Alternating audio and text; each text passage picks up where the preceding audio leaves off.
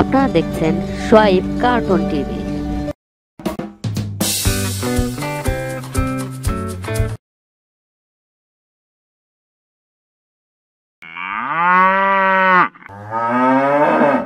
এক রাখালের এক শিকারী কুকুর ছিল। একদিন রাখাল কুকুরটাকে সঙ্গে নিয়ে বাইরে বেরিয়েছিল। হঠাৎ শিকারী কুকুরটা একটা খরগোশকে পাশের একটা ঝোপের মধ্যে দেখতে পেল।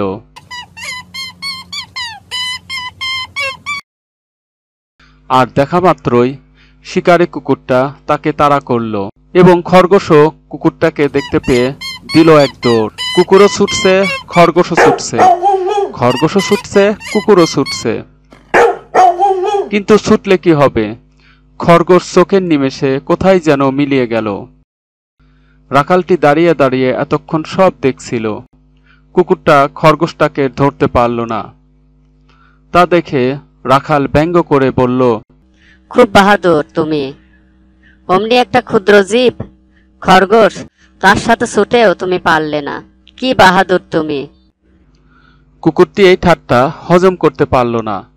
সে হেসে উত্তর দিল, ভাইয়া, বুঝলে না তো, খরগোশটা ছুটেছিল প্রাণের দায়ে আর আমি ছুটেছিলাম শিকার করতে, তাই এই রকম ছোটায় দুইজনের অনেক তফাৎ ছিল। খরগোশটি প্রাণের দায়ে যেভাবে ছুটছিল তাতে আমার পক্ষে তাকে ধরা সম্ভব নয়, কারণ তার প্রাণের ভয় ছিল। তো বন্ধুরা, এই গল্প থেকে তোমরা কি বুঝলে? শিকারের প্রয়োজনের চেয়ে প্রাণ রক্ষার প্রয়োজন অনেক বেশি।